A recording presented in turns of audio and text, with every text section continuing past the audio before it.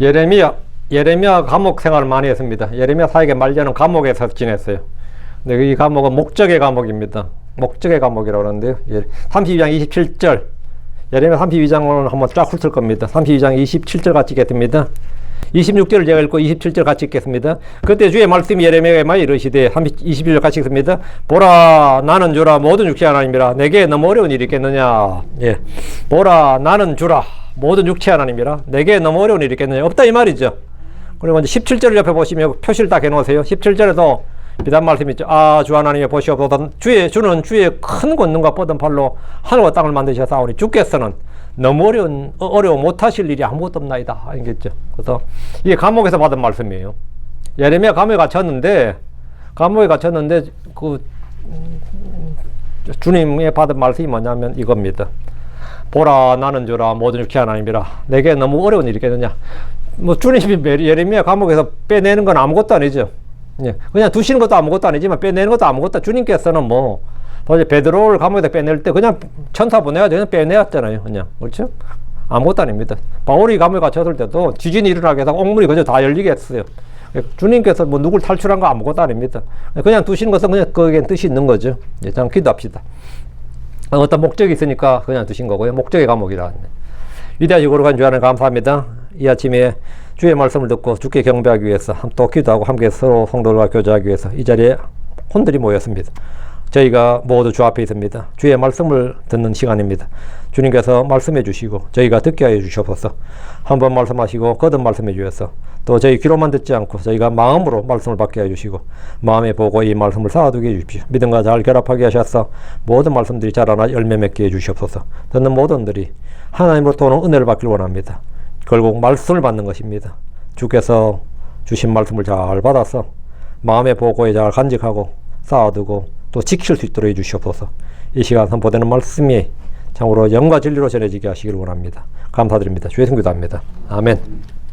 네, 오늘 예레미야 목적의 감옥이라는 주제로 말씀을 전하겠습니다. 예레미야의 사역 후반부는 한마디로 감옥의 사역이라 불러댑니다. 그는 시위대 뜰에 갇혔고 32장 2절에 나오죠. 시위대 뜰에 갇혔고 37장 15절 16절만 요나단의 집 토굴 감옥에 던져졌고 끝내는 진흙 웅덩이 바닥까지 내려갑니다. 38장 6절이라고 나오죠. 그러나 성경은 이 연이은 감옥을 불행의 연속이 아니라 하나님의 목적이 이루어지는 자리로 기록합니다. 감옥 안에서 밭을 사는 계약이 체결되었고 웅덩이에서 건져를 받아 다시 선포의 자리로 돌아오고 모든 과정이 예루살렘의 멸망과 회복이라는 구속사적 목적을 향해서 흘러갑니다. 그러나 예레미야의 감옥은 형벌의 감옥이 아니라 목적의 감옥이었습니다. 하나님께서 때로 자기 종을 감옥에 두시는 것은 그를 버렸기 때문이 아니라 하나님의 목적을 더욱 선명하게 드러내기 위해서입니다. 예언자 예레미야는 제사장의 아들로 태어나 주의 말씀을 선포하는 예언자로 부름받았습니다. 굉장히 이른 나이에 부름을 받아서 나는 어린아이라 말을 하지 못한다 이렇게 말할 정도로 그 예레미야가 20대에 부름을 받은 거예요. 사역을 50년을 했습니다. 50년을.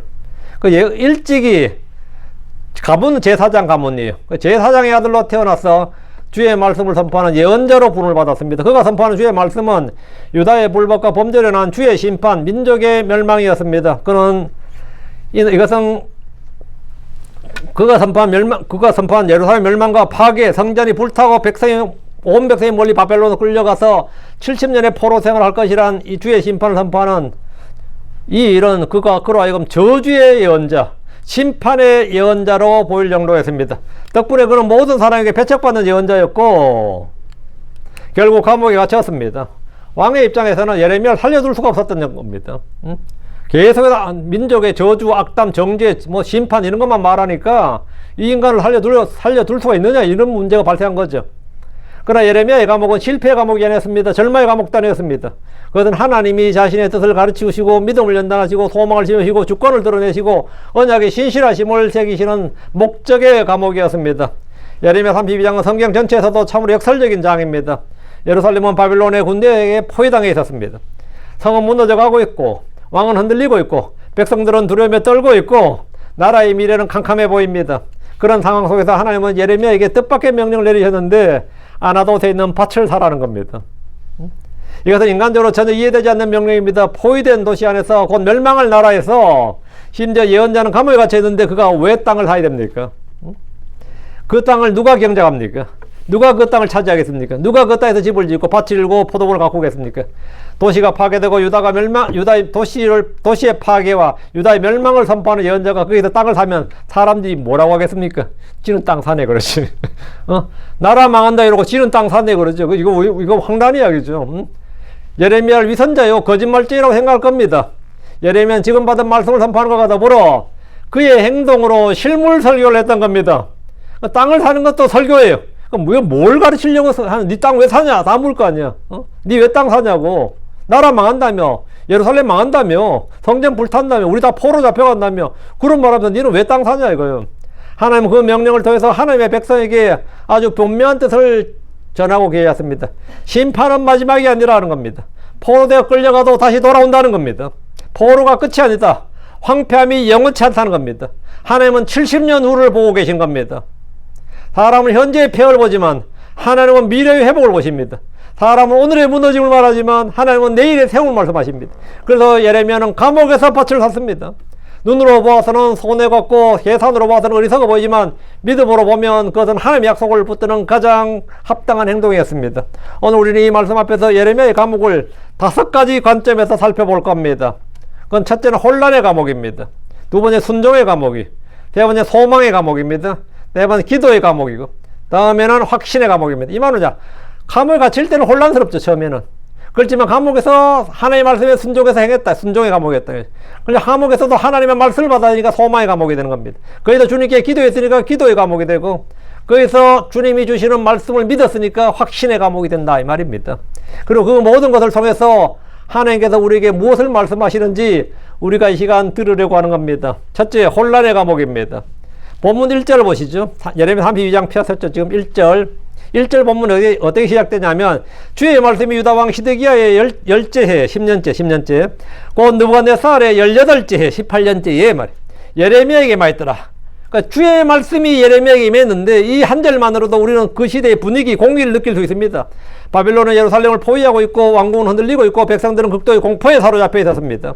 유다 왕국의 끝이 가까워 보이는 순간입니다. 그런데 그런 때에 예언자 예레미야는 감옥에 갇혀 있습니다. 하나님을 가장 신실하게 섬겨온 사람이 감옥에 갇혔습니다. 이것이 첫 번째 혼란입니다.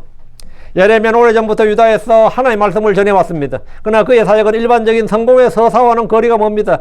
회개하는 사람보다는 반대하는 사람이 많았습니다. 듣는 사람보다는 조롱한 사람이 많았고, 열매보다 박해가 더 많았습니다. 그는 여러 차례 위협을 받았고, 억울한 오해를 받았고, 매를 맞았고, 깊은 우물 같은 구덩이에 던져졌고, 지금은 감옥에 갇혀 있습니다. 인간적으로 보면 이것은 실패 연속입니다. 그러나 성경은 그 실패 외형 속에 숨겨진 하나님의 섭리를 보여줍니다. 우리는 종종 이해할 수 없는 주의 말씀, 주의 명령을 듣습니다. 우리 주 하나님은 신비로운 하나님이십니다. 그분은 우리가 이해할 수 없는 방식으로 일하십니다. 하나님의 지혜는 깊고 부유합니다. 로마서 11장 33절 34절에 오 하나님의 지혜와 지식에 부유함에 깊이요 참으로 그분의 판단들은 헤아릴 수 없으며 그분의 길들은 찾아낼 수 없도다. 이는 누가 주의 생각을 알았느냐, 혹은 누가 그분의 좋은 자가 되었느냐. 우리는 주의 뜻을 모두 이해할 수 없고, 그분이 하는 일에 당신은 무엇을 하시나이까 라고 딴지를 걸거나 따질 수가 없습니다. 이사야 55장 8절 9절에도 이 사실을 분명히 선포합니다. 이는 내 생각들은 너희 생각들이 아니며 또한 내 길들은 너희 길들이 아니기 때문이라. 주께서 말씀하시니라. 이는 하늘들이 땅보다 높은 같이 내 길들은 너희 길들보다 높으며 또 내 생각들은 너희 생각들보다 높기 때문이라. 이 말씀은 단순한 위로의 문장이 아니라 하나님과 인간 사이의 본질적인 차이를 선언하는 계시입니다. 인간은 눈앞의 현실을 읽지만 하나님의 역사의 전체를 읽으십니다. 인간은 오늘의 성공과 실패를 계산하지만 하나님은 영혼의 관점에서 일하십니다. 예레미야의 감옥은 이 사실을 우리에게 강하게 가르쳐 줍니다. 우리는 자주 이해할 수 없는 일을 만납니다. 왜 의인이 고난받는지, 왜 악인이 형통한지, 왜 문이 열리지 않는지, 왜 기도가 지연되는지, 왜 하나님의 뜻이 이렇게 늦는 것처럼 보이는지 알지 못합니다. 그러나 고난의 현장에서 하나님은 여전히 일하고 계십니다. 욥이 그랬습니다. 욥기 1장 2장은 욥의 고난이 하늘에 보이지 않는 대화 속에서 하나님과 사탄 사이의 어떤 대화 속에서 시작되었음을 보여줍니다. 욥은 자신에게 벌어진 일을 전혀 이해하지 못했지만 하나님은 알고 계셨습니다. 예레미야 역시 마찬가지입니다. 그는 왜 감옥에 있어야 되는지, 왜 지금 밭을 사야 되는지, 왜 이런 명령이 오는지 완전히 이해하지 못했을 겁니다. 이번에 어떤 목사님이 그러더라고요. 지금 목회하고 있는데 자기는 왜 자기가 그 전에 교회에서 쫓겨난지 자기 지금도 이해하지 못한대. 왜 쫓겨난 자기는 이해를 못한대. 응? 쫓겨났다고 지금 목회하고 있는 거지. 응? 우리는 우리에게 벌어진 모든 일을 다 이해할 수는 없습니다. 그러나 바로 그때 하나님은 그에게 보이는 것보다 더 큰 현실을 보여주고 계셨습니다. 신앙은 인간의 지성과 논리, 이해 위에서 세워지지 않습니다. 신앙은 우리의 이성과 이해가 무너질 때 하나님을 신뢰하는 것입니다. 우리가 하나님을 이해하는 만큼만 믿는다면 우리의 믿음은 너무 작을 수밖에 없습니다. 그러나 하나님은 우리의 이해, 지각을 넘어서 계십니다. 우리의 지각을 넘어서 훨씬 능가하는, 우리의 이해와 믿음을 훨씬 능가하는 분입니다. 감옥은 바로 그 사실을 배우는 장소입니다. 가침은 하나님의 부재가 아니라 오히려 하나님의 더 깊은 섭리가 드러나는 장소입니다. 그러므로 오늘 우리에게 필요한 것은 먼저 해석이 아니라 신뢰요 경배입니다. 납득이 아니라 순종입니다. 설명이 아니라 신뢰입니다. 예레미야의 감옥은 순종의 감옥이었습니다. 이해보다 믿음이 먼저다는 겁니다. 본문 6절과 7절 이렇게 말합니다. 예레미야 32장 6절 7절.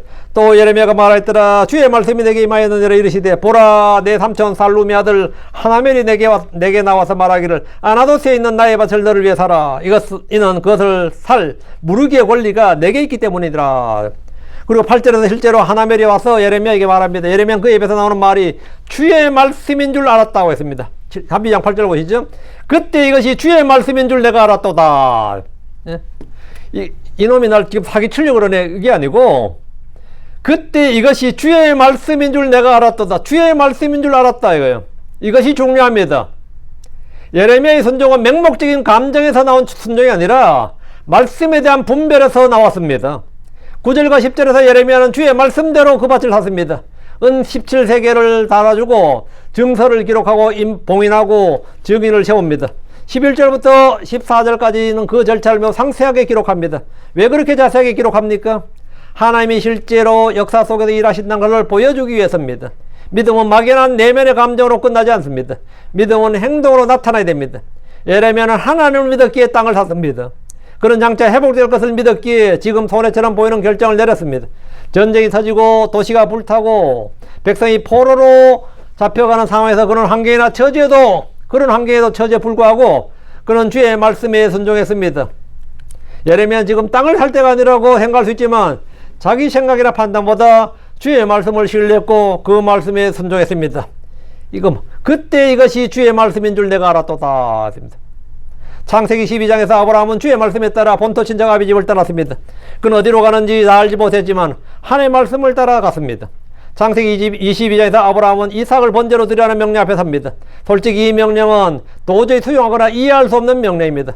그러나 히브리서 11장 17절부터 19절은 하나님이 이삭을 다시 살릴 수 있다고 믿었다고 말합니다. 부활신앙을 가졌다는 겁니다. 이것이 믿음입니다. 출발 전에 모든 지도와 설명을 다 요구하는 것이 믿음이 아닙니다. 믿음은 하나님의 신실하심을 신뢰하며 한 걸음씩 내딛는 것입니다. 예언자 예레미야도 그랬습니다. 그는 현실을 몰랐던 사람이 아닙니다. 그는 가장 현실적인 사람이었습니다. 그는 포위된 예루살렘을 보았고 바벨론의 군사력을 보았고 예루살렘의 붕괴를 미리 보았습니다.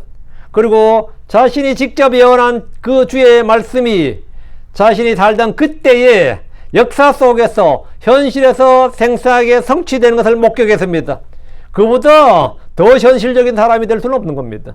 주의 말씀을 통해 이미 현실을 예언했고 그 말씀이 현실 속에서 이루어진 걸 본 사람이란 말입니다. 그러나 그럼에도 그는 하나님의 말씀을 붙들었습니다. 왜냐하면 하나님의 말씀은 우리가 보고 느끼는 체험보다 더 실제적인 현실이기 때문입니다. 눈에 보이는 것만이 현실이 아닙니다. 보이지 않지만 하나님 하신 말씀이 오히려 현실이고 실제입니다. 오히려 그 말씀이 더 궁극적인 현실입니다. 내가 이렇게 될 것이다 하면 주님께서 이렇게 말씀하시면 아무리 봐도 그렇게 될 것 같지 않다 말이죠. 그럼 뭐가 더 리얼리티냐 이거죠. 뭐가 더 리얼이냐 이거예요. 내가 느끼는 것, 내가 아는 것, 내가 생각하는 것이 나의 판단이 리얼이냐, 하나님의 말씀이 리얼이냐 이거예요. 어느 게 더 리얼이냐 이겁니다. 나는 죽게 생겼는데 주님께서 문제 없다 그러면 문제가 없는 거 있는 겁니까? 없는 겁니다. 뭐가 더 리얼리티에서 뭐가 더 리얼이냐고요. 수프림 비잉, 하나님은 절대적 존재. 우리가 눈에 보이는 어떤 것, 체험하는 어떤 것, 우리가 아는 어떤 것도 하나님보다 더 비잉일 수는 없어요. 실제일, 이 존재일 수는 없다고요. 하나님보다 더 리얼리티일 수는 없는 겁니다. 하나님이 실제입니다. 하나님 모든 것을 존재케 하신 분입니다. 하나님보다 더 존재의 그건 있을 수가 없어요. 여러분 생각이 우리는 가끔마다 빙산을 눈에 보이는 것이 진실의 전부가 아니다. 현실의 전부 눈에 보이는 것만 아니다. 우리도 가끔 사람들도 불신자들도 그런 말 합니다. 그 이면에 더 큰 실체가 있기 때문입니다. 그럼 우리가 보는 것, 우리가 실제 삶에서 마찬가지입니다. 우리가 지금 겪는 것은 진짜 전체에 빙산의 일각도 되지 않는다 이거예요. 그럼 우리가 뭘 믿어야 되겠습니까? 주의 말씀을 믿어야 되는 겁니다. 주의 말씀이 진짜 실체예요. 내가 죽게 생겼는데 주님 괜찮다 그러면 괜찮은 겁니다. 응? 괜찮은 거예요. 내 볼따구도 괜찮아야 되는데 괜찮아야 된다고. 왜? 아무것도 염려하지 말라잖아요. 응? 아무것도 염려하지 말라. 내 노후가 하나도 준비 안 되는데 아무것도 염려하지 말라잖아요. 아무도 염려하지 말라고. 응? 내가 지금 뭐 여기 아픈 거 같은데 어떤 사람은 막 쏜살같이 그냥 병원에 예약하고 달려가지만 좀 걱정하지 말고 있으면 아무것도 염려하지 말고. 응? 이런 믿음을 가진 사람하고 이런 믿음 없는 사람 같이 달려면 한쪽 미칩니다. 한쪽이 미쳐요. 응? 우리는 하나님의 말씀이 실제다 이거예요. 하나님의 말씀이 현실이에요. 하나님의 말씀이 현실이고 하나님의 말씀이 실제라고. 이건 내 설득하기가 참 쉽지가 않네요. 믿어 그냥. 설득과 설명이 되는 게 아니에요. 이건 목사의 설득이나 설명으로 되는 게 아니라 그냥 믿어요. 응? 예. 보이지 않지만 하나님이 하신 말씀이 현실입니다. 오히려 그 말씀이 궁극의 현실이에요. 궁극의 현실입니다. 여기서 우리는 예수님의 말씀을 생각해야 됩니다. 요한복음 14장 21절에서 주님은 말씀하셨습니다. 내 명령들을 가진 자와 그것들을 지키는 자, 그가 나를 사랑한 자요 나를 사랑한 자는 내 아버지께 사랑을 받을 것이요 나도 그를 사랑하여 그에게 나 자신을 나타내리라 하십니다. 주님께서 내 명령들을 가진 자, 그것을 지키는 자, 그가 나를 사랑한 자고, 나를 사랑한 자가 뭐냐? 예, 나도 그를 사랑하여 그에게 나 자신을 나타내라. 주님이 자신을 하나님께서 육신을 입고 성육신 하신 분 예수님이죠. 말씀이 육신이 되었잖아요. 하나님의 육체 안에 나타나신 분 예수님이잖아요. 그럼 하나님께서 우리 안에 어떻게 나타나시느냐 이거죠. 우리의 삶에서 우리 안에서 어떻게 나타나시느냐 이거. 어떻게 나타나실 것 같아요? 응? 짠 하고 나타나요? 어떻게 나타날 것 같아요? 예. 하나님이 누구에게 자신을 나타낸다는 겁니까? 내 명령을 가진 자와 그것을 지키는 자에게 자신을 나타낸다고요. 응? 그러니까 누가 진정으로 성경을 아는 자고 성경의 계시를 많이 받고 조명을 많이 받는 자냐면 신학교수들도 아니고 훌륭한 목사들도 아니에요. 하나님의 말씀 잘 지키는 자입니다. 말씀 잘 지키는 자가 주님 제일 잘 아는 사람이에요. 하나님의 말씀 잘 듣고 잘 지키는 자가 하나님을 가장 잘 아는 자예요. 순종은 이해의 결과가 아니라 사랑의 표현입니다. 예레미야는 하나님의 명령을 받자마자 그것을 실행했습니다. 이것이 바로 참된 믿음입니다. 믿음은 순종을 통해 확증됩니다.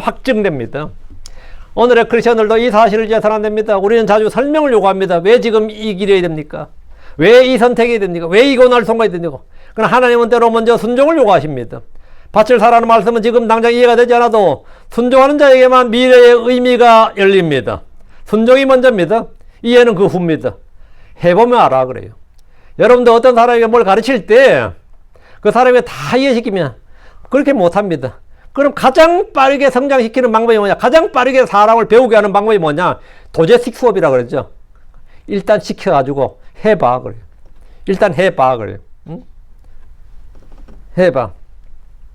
제가 이번 어떤 분 그분은 식당 하시는 분인데 식당 사장인데 그 분은 선천적으로 맛을 아는 사람이에요. 자기는 뭘 섞을 때 어떤 결과가 나올지 다 안 돼요.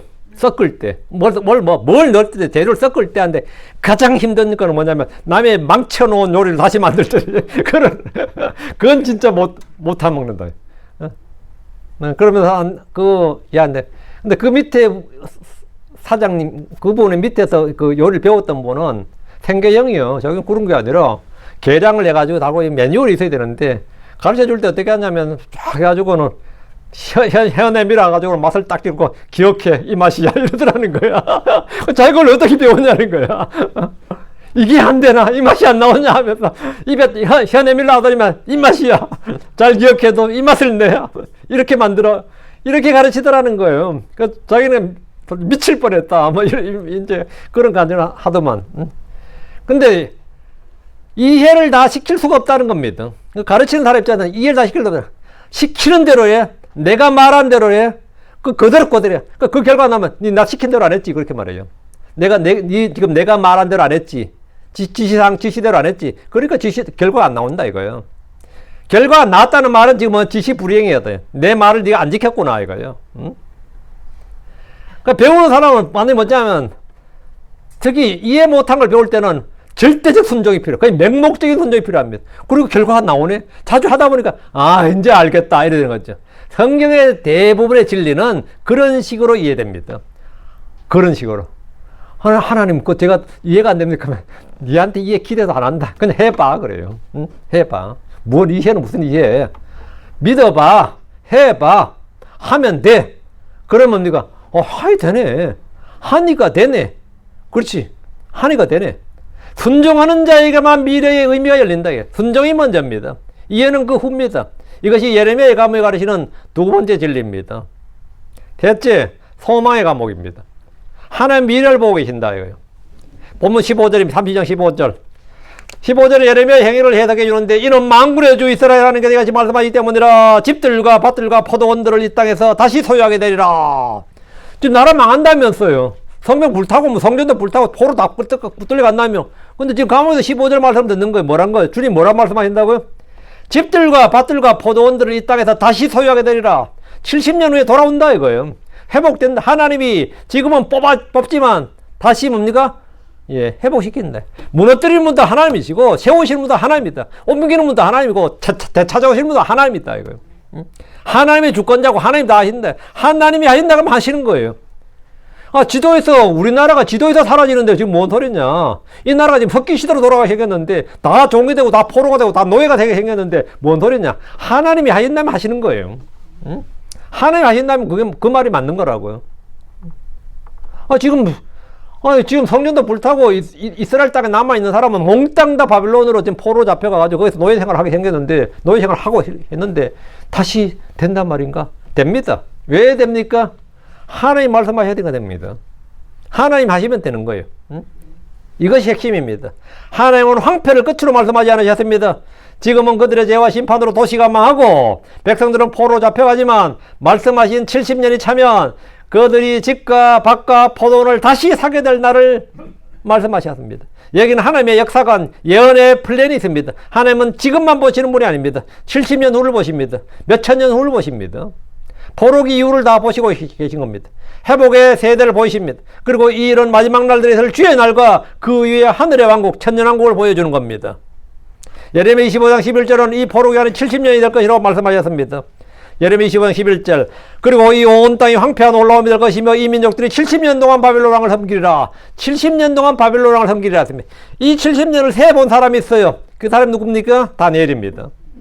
다니엘은 예레미야의 글을 통해서 70년이 되리라는 걸 알았고 고레스가 등장할 때 뭡니까? 우리가 돌아가겠구나 알았어요. 말씀을 아는 사람은 미래를 아는 사람이죠. 우리는 우리의 미래를 압니다. 왜 압니까? 하나님의 말씀을 알기 때문입니다. 나는 내가 오늘 죽어서 어디로 가는지 압니다. 누구와 함께 가는지 압니다. 어떻게 될지 잘 압니다. 압니까 모릅니까? 나는 압니다. 나는 내가 어떻게 될지 안다고요. 응? 내 몸뚱아리가 이 땅에서 남은 가족들이 안에 어떤 사람이 어떻게 처리할지 잘 모르겠는데 내 영과 혼이 어떻게 될지는 잘 압니다. 먼 훗날 내가 어떻게 될지도 잘 압니다. 왜? 기록된 말씀, 예언의 말씀이 내게 있기 때문입니다. 응? 그러므로 예레미야가 밭을 산 것은 단순한 충동이 아니었습니다. 속아서가 사기당한 거 아닙니다.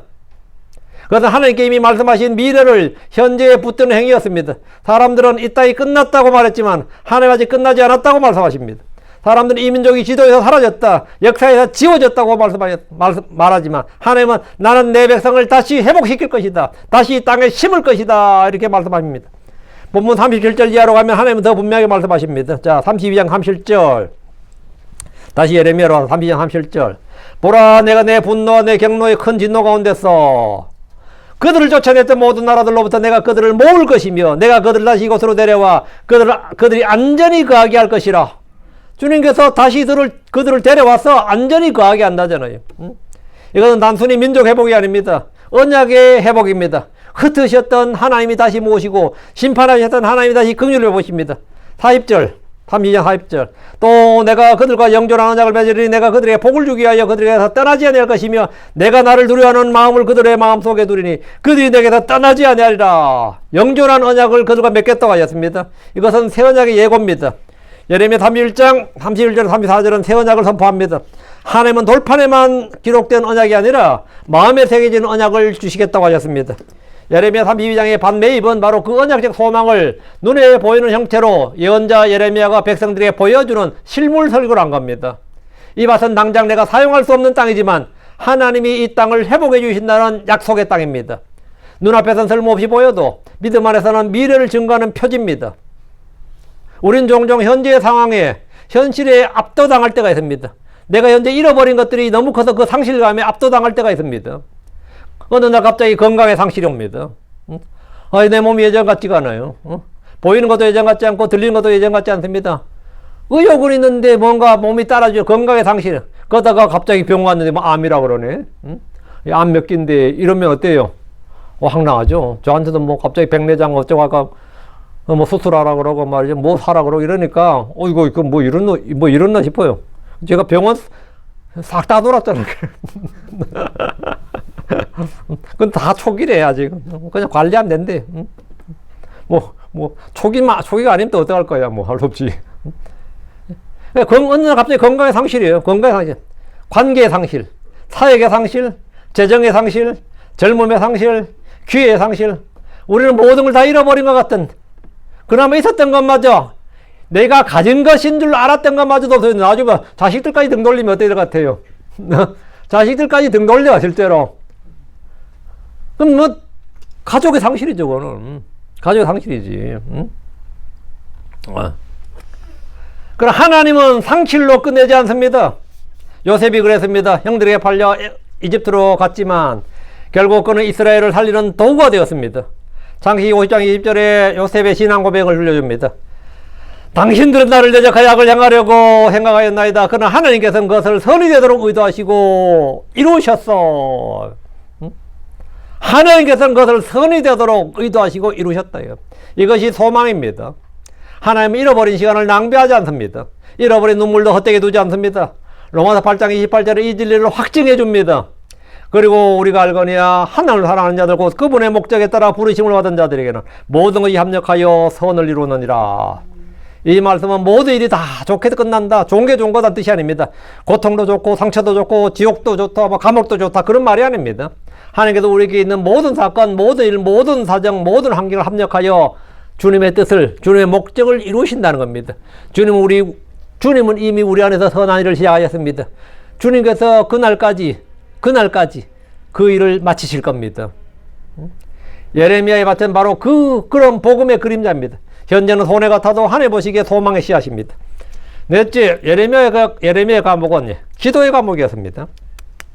고난은 하나님께 더 가까이 가게 합니다. 더 간절히 기도하게 합니다. 더 간절히 부르짖게 합니다. 본문 16절에 보면 예레미야는 밭을 산 뒤 기도하기 시작합니다. 예레미야 32장이죠. 지금 16절 보죠. 왼쪽에 16절. 이제 내가 내려야 할 바룩의 금의 증서를 넘겨준 뒤에 내가 주께 기도하였더라. 내가 주께 기도하였더라. 감옥에서 할 일이 뭐 있어요? 감옥에서 전도합니까? 뭐 합니까? 기도하지. 감옥에서 할 일은 기도하거나 감사하거나 찬양하거나 내가 할 수 있는 게 요 정도예요. 감옥에서 전도할 일 없고 감옥에서 교회 세우겠어요? 설교를 하겠어요? 감옥에서 내가 주께 기도하였더라. 예언자 예레미야는 밖에서는 주의 말씀을 선포를 했지. 감옥 안에서는 뭡니까? 기도를 했습니다. 감옥은 그의 신체적 자유를 제한했지만 그는 그곳에서 주께 기도했습니다. 그는 비록 체포되어 감옥에 있지만 주의 말씀, 주의 영, 주의 권능은 아무런 제약도 제한도 없습니다. 32장 17절 보시죠. 16절이 뭐죠? 기도했대요. 뭐라고 기도했냐? 17절 보시면 되죠. 32장 17절 보시죠. 주 하나님이여 보시옵소서. 당신께서 당신의 크신 권능과 펼치신 팔로 하늘과 땅을 만드셨나이다. 이건 고백이죠. 이건 진리를, 하나님의 말씀을, 창세기를 고백하는 거잖아요. 이에 당신께는 너무 어려운 일이 아무것도 없나이다. 참 기도가 멋지지 않아요? 응? 여러분이 어려움을 처할 때 이런 기도를 드려야 돼요. 이런 기도를. 30장 21절 그에 대한 응답이, 주의 응답이 뭐냐? 27절입니다. 보라 나는 주요 모든 육체 하나님이라 내게 너무 어려운 어떤 일이 있겠느냐? 없다는 말이죠. 응? 이 기도는 예레미야의 신앙이 어디에 뿌리 내리고 있는지를 보여줍니다. 그는 자신의 상황을 설명하지 않습니다. 하나 같으면 주여 제발 감옥에서 좀 제발 이랬을 것 같아. 아마도 제가 이제 늦게 군대를 갔거든요. 나이 들어 군대 가가지고 진짜 강원도 실사단을 갔는데 그 민간인 통제 구역이에요. 화천을 지나서 야 저도 시골 꼴짝에서 태어났는데 이 강원도 꼴짝 차원이 다른 꼴짝이더라고요. 가도 끝이 없어. 그 꼴짝이 자유를 준다 그래도 내가 지쳐서 못 도망갈 것 같아요. 산에 얼마나 거기 가서 떡 내려가는데 제가 뭘 기도해서 같아요. 주여 제발 나를 독수리 날개로 엎어서 데려가 주시옵소서 했더니만 하나님께서 뭐 그러마 해가지고는 이거 6주 훈련 받고 나서 동대문도 옮겨놓았어요. 서울 동대문도 옮겨놨어. 난 동대문에 그런 건물이 있는 줄 몰라. 그 속에 군인이 2만 명이 넘게 있어요. 그 건물 속에. 아마 밖에서 아무도 거기에 그렇게 많은 군인이 있는 줄 모를 겁니다. 거기서 제가 몇 주 훈련도 아니지 뭐. 왜? 고함 지르면 안 되거든. 사방에 아파트인데 뭐 고함 지르면 뭐예요. 그러니까 거기서 뭐 관련 교육받고는 김포공항으로 갔거든요. 그 하나님께서 인도해 주신 거지. 뭐 기도는 진짜 뭐 응답해 주신 건데 예레미야 지금 감옥에 그 743 골짜기 아니고 제가 743 8연대인데 그 골짜기 아니고 그보다 훨씬 난 감옥이잖아요. 그럼 당연히 본능적으로 뭐 나오겠어요? 이 감옥에서 끄집어내 주옵소서 이런 게 나올 거 아니에요? 그죠? 안 그러겠어요? 저는 그럴 것 같은데 17절 기도를 보면 이건 뭐 진짜 나하고 예레미야는 참 차원이 다르구나 생각이 들어요. 나 아직 멀었어. 그는 자신의 상황을 설명하고 주님께 나 좀 구해달라고 나 좀 환경 좀 변화시켜달라고 하지 않았습니다. 하나님 누구신지를 먼저 고백합니다. 이것이 기도의 질서입니다. 주의 종이 갇히고 죽는다고 해서 주의 말씀, 주의 권능이 묶이는 것이 아닙니다. 우리의 기도는 자주 문제 중심으로 흐릅니다.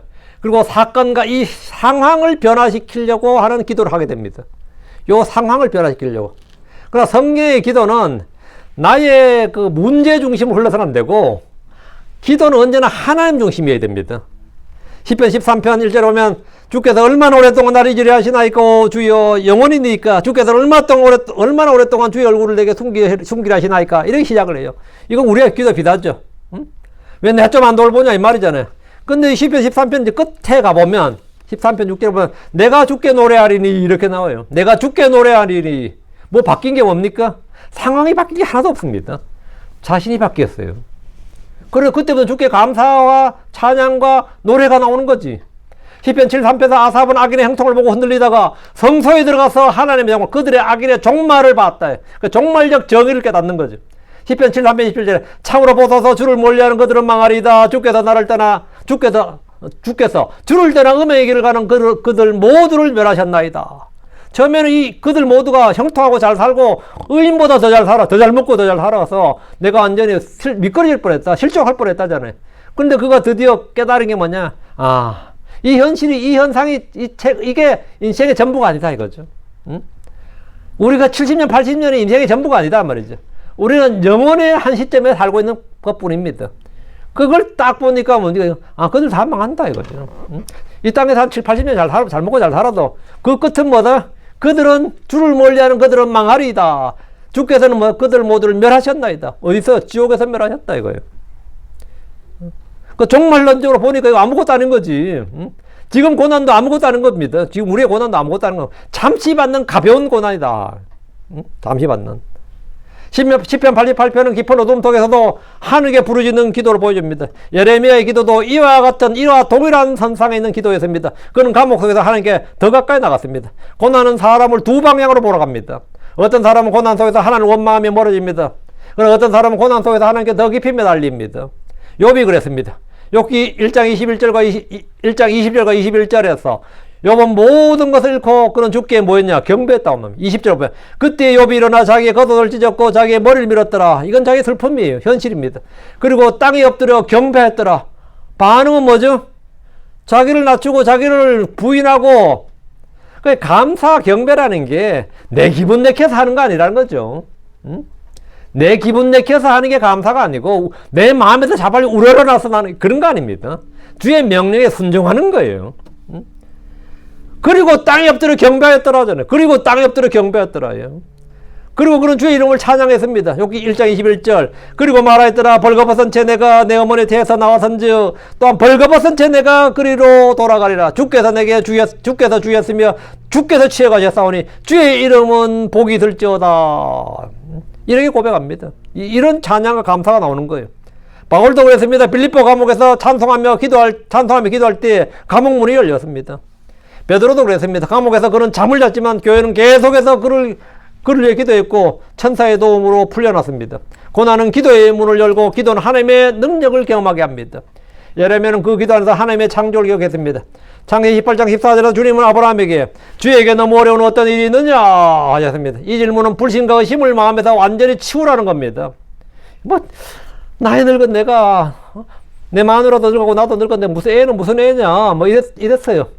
그 불가능하고 있을 수 없는 일이잖아요. 의학적으로나 상식적으로 과학적으로 되지 않는 일이잖아요.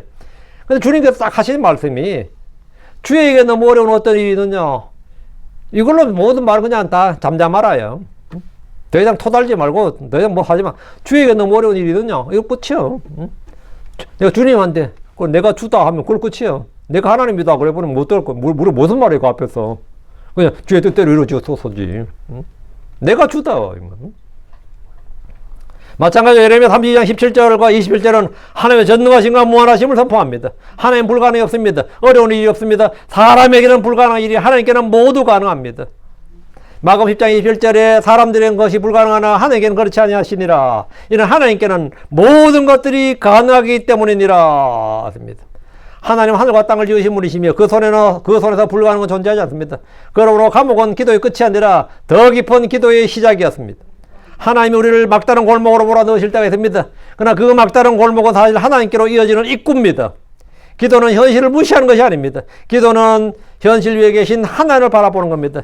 예레미야는 감옥에서 사람을 보지 않았습니다. 그는 하나님을 봤습니다. 하나님을 봤어요. 사람의 힘은 무너져도 하나님의 팔은 잡지 않습니다. 사람의 계획은 꺾여도 하나님의 뜻은 서 있습니다. 그러므로 감옥은 기도의 자리요 고난은 하나님을 더 깊이 부르는 자리입니다. 다섯째입니다. 확신의 감옥입니다. 하나님은 능치 못할 일 없이다. 확신의 감옥. 본문 27절은 하나님의 자가진단 같은 말씀이 27절 보시죠. 보라 나는 주요 모든 육체 하나님이라 내게 너무 어려운 어떤 일이 있겠느냐 입니다. 내게 너무 어려운 일이 있겠느냐 이래 됐냐. 어떤 일이 내게 너무 어려운 어떤 일이 있겠느냐. 어떤 일이 있겠느냐. any가 빠졌네 번역에. 이 질문은 대답을 요구하지 않습니다. 대답은 이미 하나입니다. 주께는 불가능이나 어려운 일이 전혀 없다. 전혀 없다. 주께는 부족함이 없습니다. 주님께는 제한이나 제약이 없습니다. 주님은 무엇이나 뜻하신 대로 원하신 대로 계획하신 대로 목적하신 대로 이루실 수 있습니다. 하나님께 능치 못할 일은 없습니다. 바빌론이 아무리 강해도 성이 무너져도 포로기간이 아무리 길어도 하나님의 능력은 결코 줄어들지 않고 하나님께서 말씀하신 것은 떨어지지 않습니다. 본문 36절 이하에서 하나님은 예루살렘의 회복을 다시 선언하셨습니다. 하나님은 심판의 하나님이시지만 동시에 회복의 하나님입니다. 하나님은 흩으시는 분이지만 다시 모으시는 분입니다.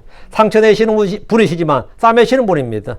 죽이시는 분이 아니라 생명을 주시는 분입니다. 이것이 언약의 하나님입니다. 내가 그들의 하나님이 되며 그들은 내 백성이 되리라는 언약 공식은 예레미야 31장과 32장에 깊이 새겨져 있습니다. 또한 32장 40절에서 하나님은 그들과 영존한 언약을 맺겠다고 하셨습니다.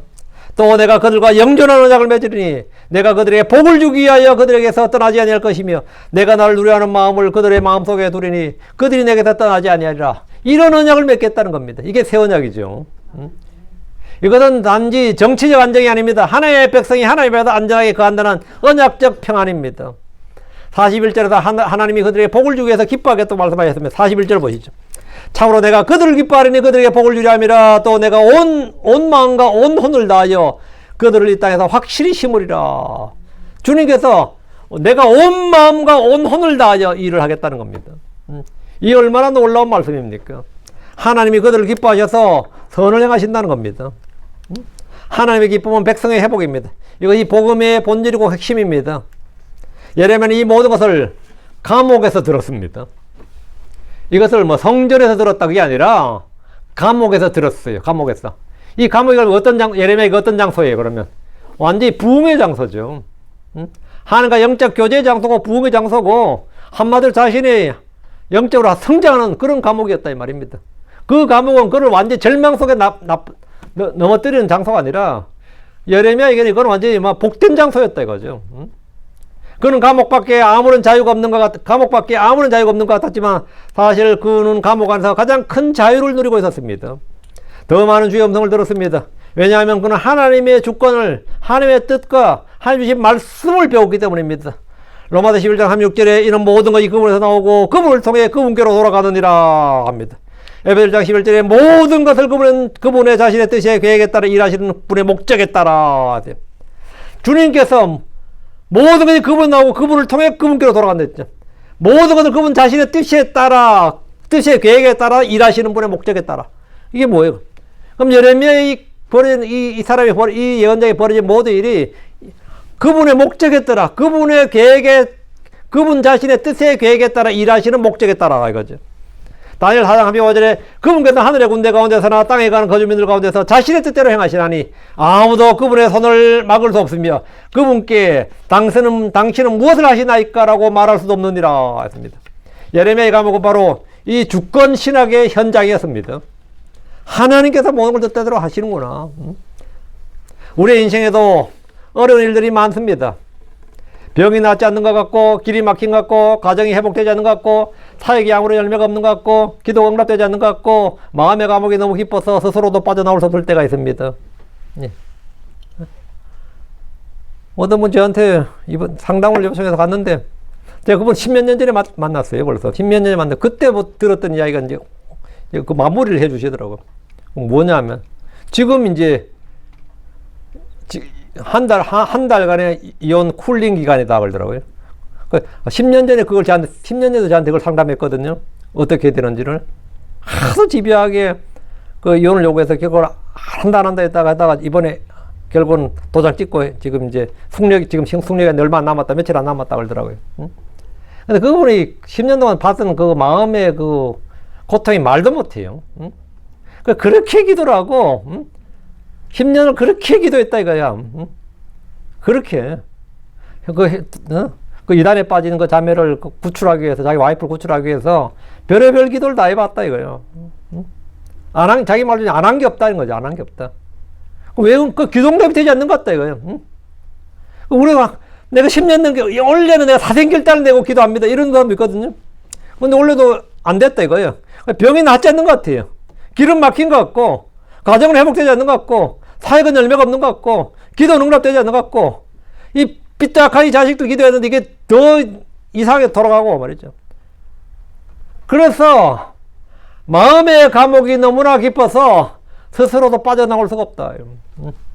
이거는 마음의 감옥이 너무나 깊어서 빠져나올 수가 없어. 그런데 하나님께서 말씀하십니다. 이때 뭘 해야 될 것 같습니까? 마누라 쳐다봐도 안 되고, 자식 쳐다봐도 안 되고, 그거 해도 안 됩니다. 자기 쳐다봐도 안 되고. 이때 딱 이 말씀을 드려야 돼. 내게 너무 어려운 일이 있느냐? 내게 너무 어려운 일이 있느냐? 내게 불가능한 일이 있느냐? 주님을 봐야 돼, 주님을. 그 마누라 보고 설득하려고 해도 안 됩니다. 아무래도 안 됩니다. 반대도 마찬가지고. 저 인간 한번 뜯어 고친다 해도 안 뜯어 고쳐집니다. 지도 지 자신 못 고치는데 남을 어떻게 고쳐요? 내 마음과 내 생각도 못 고치는데 내 인생도 못 고치는데 남을 어떻게 고쳐? 말 같다는 소리고. 내가 확 뒤집어 놓는다. 안 뒤집힙니다. 그런 일 없어요. 근데 이 일이 어렵지 않다는 분이 한 분 딱 계십니다. 누굴 같아요? 17절에 27절에 나오잖아요. 내게 너무 어려운 일이 있느냐? 내게 너무 어려운 어떤 일이 있느냐? 이러잖아. 내게 너무 어려운 일이 있다. 그럼 주님께 맡겨야지.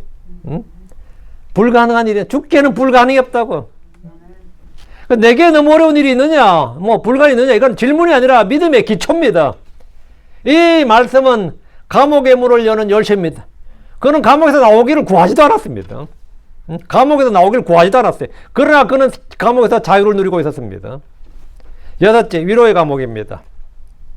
하나님은 그 자리에서 함께 계셨다. 예레미야는 감옥에 혼자가 아니었습니다. 그는 시위대 뜰에 갇혀 있었고 사람의 눈으로는 고립되어 있었지만 하나님은 그와 함께 계셨습니다. 주님 지금 어디 계십니까? 여기 있잖아요. 응? 어디냐고? 마태복음 28장 20절. 보라 내가 너희와 항상 심지어 세상 끝까지 너희와 함께 있느니라. 아멘. 어디 있다고요? 너희와 함께. 너희와 함께. 이것은 감옥에 해당됩니다. 시편 23편 4절에 참으로 내가 사마의 그늘진 골짜기를 통과해 걸을지라도 내가 어떤 해악도 두려워하지 아니하리라. 이는 주께서 나와 함께 계시며 주의 막대기와 주의 지팡이 그것들로 나를 위로하심이라. 예레미야의 감옥은 바로 그런 음침한 골짜기였습니다. 그러나 그 골짜기 안에도 주의 임재가 있었습니다. 이사야 43장 2절. 내가 물 가운데로 지나갈 때 내가 너와 함께 있을 것이요. 또 강들이 통과할 때에 그것들이 내 위로 넘쳐 흐르지 못하리라. 내가 불속을 통과해 걸어갈 때 내가 타지 아니하리니 그 불꽃이 너를 사르지도 못하리라. 감옥도 물보다 깊은 두려움의 공간일 수 있습니다. 그러나 하나님은 그와 함께 하십니다. 다니엘 6장에서 사자고리 속에서 천사가 역사한 것 같이 예레미야의 감옥도 하나님 임재를 증거하는 자리였습니다. 예레미야 33장 3절은 나를 부르라 그리하면 내가 내게 응답할 것이요. 또 내가 알지 못하는 크고 놀라운 크고 능력의 일들을 내게 보이라 했습니다. 이 말씀은 감옥 안에 예레미야에게 주어진 두 번째 음성처럼 들립니다. 하나님은 감옥에서조차 새로운 계시를 주십니다. 주님의 임재는 공간에 갇히지 않습니다. 하나님은 성전 안에만 계신 분이 아닙니다. 감옥에서도 광야에서도 폐허에서도 불 속에서도 물 속에서도 병실에서도 여러분 어디에서도 눈물의 자리에서도 주님은 우리와 함께 계십니다. 내가 결코 너를 떠나지 않고 너를 버리지 아니하리라고 약속하셨습니다. 그럼 사실 그런 겁니다. 그건 사실입니다. 내가 그것이 느껴지지 않을지라도 그것은 엄연한 사실입니다. 내가 느끼지 못해도 그건 사실이에요. 응? 내가 느끼지 못해도. 오늘날 많은 성도들이 이런 위로를 필요로 합니다. 병상의 감옥이나 경제적 압박의 감옥이나 관계의 파열의 감옥이나 죄책감의 감옥이나 우울과 불안의 감옥 속에서 자신이 혼자라고 느낍니다. 그러나 예레미야의 감옥은 하나님이 그 자리에 함께 하신다는 사실을 증언합니다. 사람이 문을 닫을 수 있어도 하나님의 임재를 닫지는 못합니다. 사람은 몸을 가둘 수 있어도 하나님의 함께 하심을 가둘 수는 없습니다. 이제 이 말씀 우리 자신에게 적용해야 됩니다. 오늘 우리에게도 각자의 감옥이 있습니다. 겉으로는 감옥처럼 보이지 않을 수 있지만 실제로는 자유롭지 못한 자리입니다. 많은 사람이 속박의 멍을 갖고 있습니다. 어떤 이는 질병 때문에 갇혀있고, 어떤 이는 관계의 상처 때문에 갇혀있고, 어떤 이는 사역의 침체 때문에 갇혀있고, 어떤 이는 경제적 압박 때문에 갇혀있고, 어떤 이는 과거의 죄와 후회 때문에 갇혀 있습니다. 그러나 예레미야 32장은 그 모든 감옥이 하나님의 손밖에 있지 않은 걸 보여줍니다. 감옥은 하나님의 사랑의 부재를 뜻하지 않습니다. 히브리서 12장 6절은 주께서 그 사랑하신 자를 징계하시고 라고 말합니다. 징계는 버림이 아니라 사랑입니다. 연단은 폐허가 아니라 성숙입니다. 예레미야의 감옥은 그를 무너뜨리기 위한 것이 아니라 하나님의 말씀이 더 깊이 그에게 뿌리 내리게 하기 위한 것이었습니다. 그리고 그때 받은 말씀은 성경으로 기록되어 있는 겁니다.